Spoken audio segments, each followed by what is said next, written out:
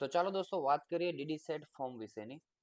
વર્ષ 2025 માટે જ્યારે ડીડીસેટ એક્ઝામની ડેટ ડિક્લેર થઈ ગઈ છે અને ફોર્મ ભરાવાના પણ શરૂ થઈ ગયા છે, તો ફોર્મ કેવી રીતે ભરવાનું છે એનો લાઈવ ડેમો અહીંયા તમારી સમક્ષ અમે રજૂ કરીએ છીએ. તો એ પ્રમાણે તમે ફોર્મ ફિલઅપ કરજો.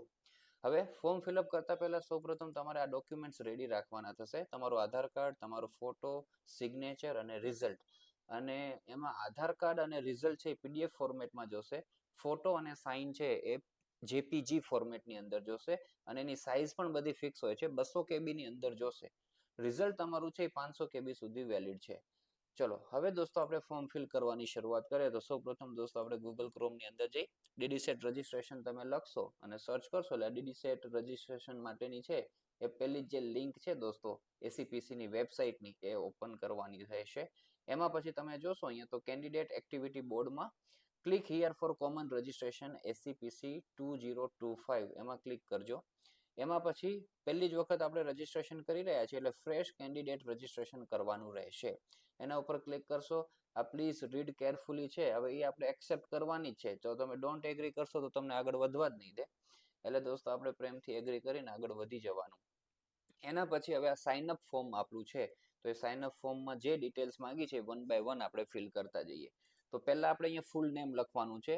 આપણી જે એસએસસી ની કે એચએસસી 12મું ધોરણ કર્યું હોય તો અથવા તો ડિપ્લોમાની અંદર માર્કશીટમાં જે પ્રમાણે આપણું નામ છે એ પ્રમાણે નામ દોસ્તો આપણે અહીંયા લખવાનું થશે. Father's name, mother's name, okay. Then date of birth, day, month, year. એના પછી જેન્ડરમાં મેલ ફિમેલ જે હોય તે. આઈએસડી કોડ આપણો આ જ આવશે. મોબાઈલ નંબર, ખાસ તમારો મોબાઈલ નંબર રાખજો. તમારી પાસે હશે જ મોબાઈલ નંબર પોતાનો, ન હોય તો પેરેન્ટ્સનો નાખજો. આના ઉપર ઓટીપી આવશે, બરાબર. અને ઓટીપી તમારે વેલિડ કરાવવો પડશે, પછી આગળની પ્રોસિજરો થવાની છે. મોબાઈલ નંબર નાખ્યા પછી ઈમેલ આઈડી, આ પણ વેલિડ ઈમેલ આઈડી તમારી જે ચાલુ હોય એ નાખજો, કારણ કે આના ઉપર પણ ઓડે યુઝર આઈડી ખાસ નાખવાની છે. તો યુઝર આઈડી આપણે દોસ્તો નાખવાની થશે અહીંયા. એમાં સ્પેશિયલ કેરેક્ટર દોસ્તો આપણે યુઝ નથી કરવાનું, એ ધ્યાનમાં રાખજો. એના પછી પાસવર્ડ. પાસવર્ડ માટે પણ તમને કીધેલું છે 8 થી 13 કેરેક્ટરનો હોવો જોઈએ. પછી એક અપર કેસ, એક લોઅર કેસ પણ હોવો જરૂરી છે. એમાં એક ન્યુમેરિકલ વેલ્યુઝ અને એક સ્પેશિયલ કેરેક્ટર પણ હોવું જરૂરી છે. તો એ પ્રમાણેનો પાસવર્ડ શાંતિથી સેટ કરજો. તમારા કોઈ પણ તમારે ડાયરીમાં કે ત્યાં પણ લખી રાખજો, મોબાઈલમાં પણ સેવ કરી રાખજો, ગમે તે રીતના નોટમાં, બરાબર, જેથી કરીને આપણે ભૂલાય નહીં. કન્ફર્મ પાસવર્ડની અંદર ફરી પાછો આપણે એન્ટર કરી દેવાનો રહેશે. હવે આ રિવ્યુ પેજ આવ્યું છે. આ બધા જે આપણે ડિટેલ્સ બધી એડ કરી એ બધી ડિટેલ્સ ફરી પાછી ક્રોસ ચેક કરી લેવાની, બધી રેડી છે કે કેમ. તો આપણે ડિટેલ્સ બધી રેડી છે જ, એટલે આપણે દોસ્તો આગળ વધીએ. હા ને, એડિટ કરવી હોય તો તમે અહીંથી એડિટનું બટન દબાવી અને એડિટ પણ કરી શકશો. નહીં તો પછી રેડી જ હોય તો ફાઇનલ સબમિટ આપણે કરવાનું રહેશે. એમાં આપણે જે મોબાઈલ નંબર અને ઈમેલ આઈડી નાખેલી છે એના બંનેમાં ઓટીપી આવેલો હશે. તો એ ઓટીપી આપણે આની અંદર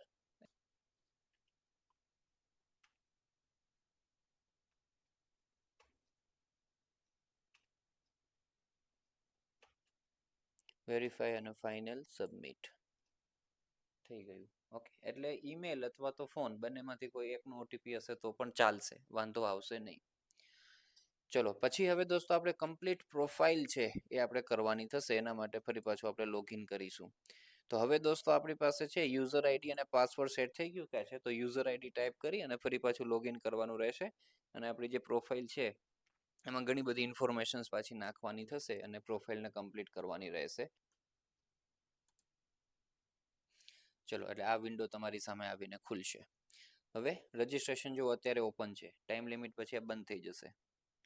હવે આની અંદર આપણે ફર્ધર પ્રોસિજર આપણે કરવાની છે દોસ્તો, બરાબર. એટલે આપણે છે એપ્લાય ફોરની અંદર આપણે આગળ વધવાનું થશે અને અહીંયા આપણે જે પિન દેખાય છે એ પિન એન્ટર કરીશું.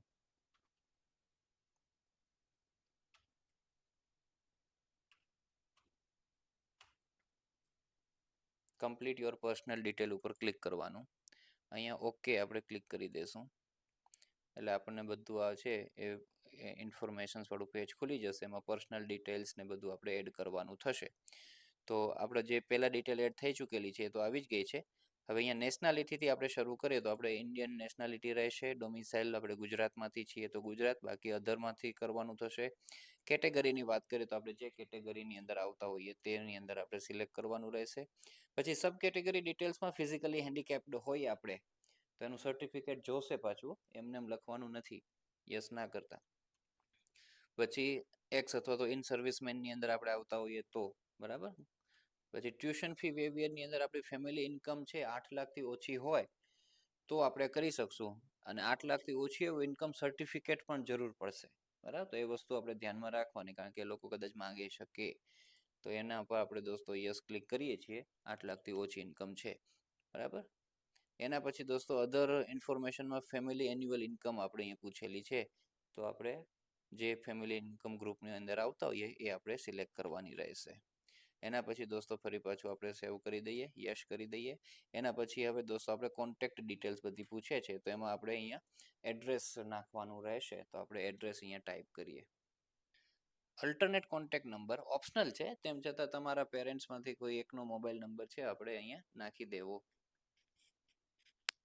પછી દોસ્તો પરમેનન્ટ એડ્રેસ, જો તમે રેન્ટ ઉપર ક્યાંક રહેતા હો તો તમારું કરસ્પોન્ડન્સ એડ્રેસ એટલે તમે અત્યારે જ્યાં રહો છો એ આવે. પરમેનન્ટમાં તમારું મેઇન જે હોય ઘર એ આવતું હોય છે. આપણે તો અત્યારે સેમ છે એટલે અહીંયા સિલેક્ટ કરી દેવાનું. બરાબર. પછી આપણે સેવ અને નેક્સ્ટ દોસ્તો આપણે કામકાજ કરીશું. અલ્ટરનેટ ઈમેલ આઈડી ઓપ્શનલ હોય છે. બરાબર, તો આ ભલે અત્યારે પડ્યું. ચલો હવે અહીંયા આપણા ડોક્યુમેન્ટ્સ અપલોડ કરવાના થશે. તો ફોટોગ્રાફ્સ પહેલા દોસ્તો આપણે અપલોડ કરવાનું રહેશે. એની સાઇઝ બધી અહીંયા મેન્શન કરેલી છે. એ પ્રમાણેની સાઇઝના પહેલેથી રેડી રાખજો ફોલ્ડરમાં કમ્પ્યુટરમાં, તો કામ કરવાની મજા આવશે. તો દોસ્તો આપણે પહેલા લઈ લઈએ. ફોટો આપણે લેવાનો છે તો ફોટો આપણી પાસે રેડી છે દોસ્તો. એ ફોટોગ્રાફ્સ આવી ગયો. એના પછી દોસ્તો આપણે લઈ લઈએ સિગ્નેચર. તો આવી ગયા છે દોસ્તો સિગ્નેચરનું કામકાજ.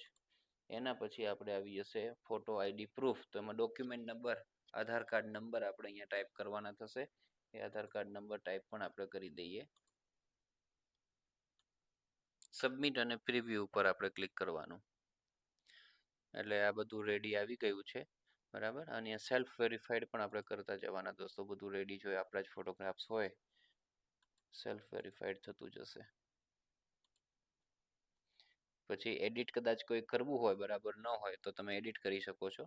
નહીં તો પછી સીધું સેવ એન્ડ નેક્સ્ટ આપણે કરવાનું રહેશે. ચલો, એટલે આ તમારી બધી ડિટેલ્સ જે આપણે એડ કરેલી છે બધી ડિટેલ્સ અહીંયા આવી ગયેલી છે. ઓકે, હવે આપણે હોમ ઉપર જતા રહીએ પાછા. ચલો, આ રીતના દોસ્તો આપણું કામકાજ થયું છે. ઓકે, એના પછી ફરી પાછા આપણે દોસ્તો અહીંયા છે એ સિક્યુરિટી પિન એન્ટર કરીશું.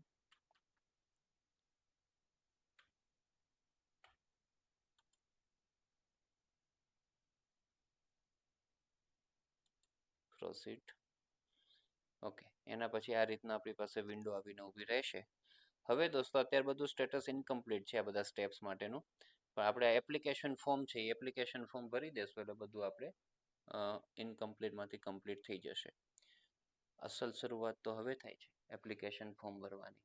અત્યાર સુધી આપણે ટ્રાયલ બોલ રમતા હતા. ચલો, પણ ટ્રાયલ બોલનું દોસ્તો જે કાંઈ ઇન્ફોર્મેશન્સ આપણે નાખેલી છે ઓલરેડી આવી ગયેલી છે. ટ્યુશન ફી વેવિયરમાં ફરી પાછું આપણે સિલેક્ટ કરી દઈએ યસ. બાકી બધું રેડી છે આપણી પાસે. સેવ એન્ડ નેક્સ્ટ કરી દઈએ. યસ, સેવ કરી દઈએ. એના પછી દોસ્તો આપણું પાછું કામકાજ ત્યાં જ આવીને ઊભું રહ્યું. રિક્વાયર્ડ છે, અચ્છા અહીંયા આપણે પાસે નો કરવાનું થશે.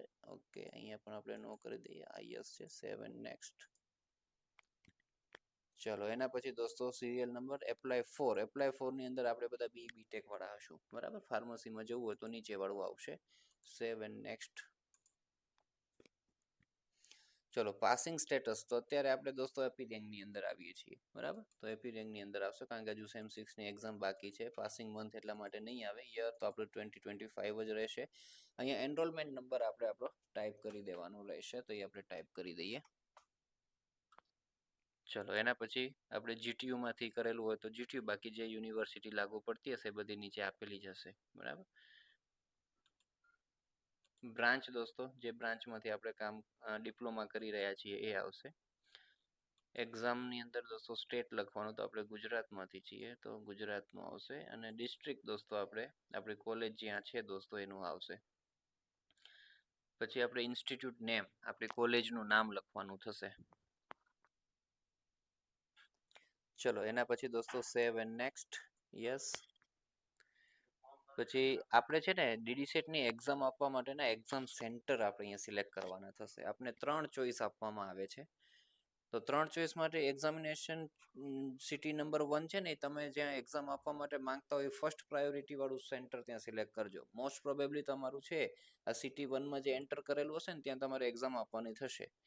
તો અમે અહીંયા કચ્છથી છીએ તો હું પહેલાં કચ્છ સિલેક્ટ કરું છું, પછી અમને નજીક પડે એવી રીતના અથવા તમને જે અનુકૂળ હોય એ પ્રમાણે તમે કરી શકશો. બીજું આપણે સિલેક્ટ કરી દઈએ અમદાવાદ.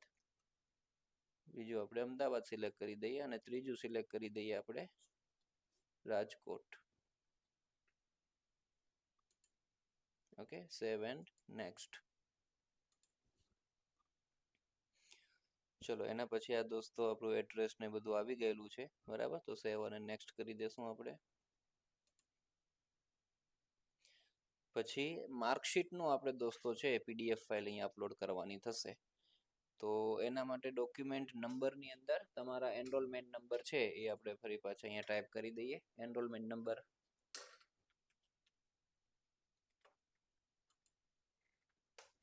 અને ફાઇલ દોસ્તો આપણે લઈ લઈએ, બરાબર. પ્રીવ્યુ એન્ડ અપલોડ ઉપર ક્લિક કરવાનું રહેશે, બરાબર. જોઈ લેવાનું તમારું સેમ બધું બરાબર હોય એટલે પછી અહીંયા સેવ કરી દેશું આપણે. ચલો આ તમારું એપ્લિકેશન ફોર્મનું દોસ્તો ફાઇનલ પ્રિવ્યુ આવી ગયેલું છે. આમાં ચેક કરી લેવાનું દોસ્તો, કાંઈ પણ તમારે એડિટ કરવાનું હોય તો હજુ એડિટ થઈ શકશે, પછી એડિટ નહીં થાય. બરાબર, બધા આપણા ડોક્યુમેન્ટ્સ પણ અહીંયા આવી ગયેલા છે. ચલો અહીંયા દોસ્તો આપણે આ ડિક્લેરેશનની અંદર સિલેક્ટ કરી દેવાનું રહેશે અને સેવ એન્ડ ફાઇનલ સબમિટ ઉપર આપણે ક્લિક કરીશું એટલે આપણી સમક્ષ જો બધા સ્ટેટસ કમ્પ્લીટ છે. હવે ખાલી ફીસ ભરવાનું બાકી છે, એ આપણે હવે ભરી દઈએ. તો એના માટે પે રજિસ્ટ્રેશન ફીસ ઉપર આપણે ક્લિક કરીએ. ઓનલાઈન પેમેન્ટ થ્રુ જ આપણે કામકાજ કરવાનું રહેશે, પે ફીસ. પછી દોસ્તો હવે આપણે પાસે અહીંયા એક જ ઓપ્શન છે એટલે એ જ ઓપ્શન સિલેક્ટ કરી અને પ્રોસીડ ફોર પેમેન્ટનું કામકાજ કરીશું. અને અહીંયા credit card, debit card, net banking અને યુપીઆઈથી આપણે કામકાજ કરી શકીશું. યુપીઆઈ આપણા માટે બેસ્ટ રહેતું હોય છે, બધા યુઝ કરતા જ હોય છે. તેમ છતાં તમને જે અનુકૂળ હોય એનાથી આપણે કામ કરવું. પેમેન્ટ થશે એટલે ઓટોમેટિક દોસ્તો આ વસ્તુ આવીને આવી જશે. હા, આપણે કંઈ કરવાનું થશે નહીં. ટ્રાન્ઝેક્શન સક્સેસફુલી થઈ ગયું છે. આનો પણ એક ફોટો આપણે છે એ લઈ લેવો જરૂરી છે, કદાચ ભવિષ્યની અંદર પણ ક્યારેક આપણને રિક્વાયરમેન્ટ રહે. ઓકે, એના પછી દોસ્તો આપણે ગો બેક. ચલો પછી તમારે જો બધું કમ્પ્લીટ થઈ ગયેલું છે સ્ટેટસ, એના પછી આપણે ડાઉનલોડ કન્ફર્મેશન પેજ, બરાબર. આ આખું તમારું રજીસ્ટ્રેશન ફોર્મની ડિટેલ્સ આવી જશે આની અંદર. એ દોસ્તો આપણે છે આપણા કમ્પ્યુટરમાં સેવ કરી લેવું. અહીંયા સુધીની દોસ્તો આપણે પ્રોસિજર કરવાની રહેશે. એ વસ્તુ આપણે દોસ્તો ખાસ ધ્યાનમાં રાખીએ.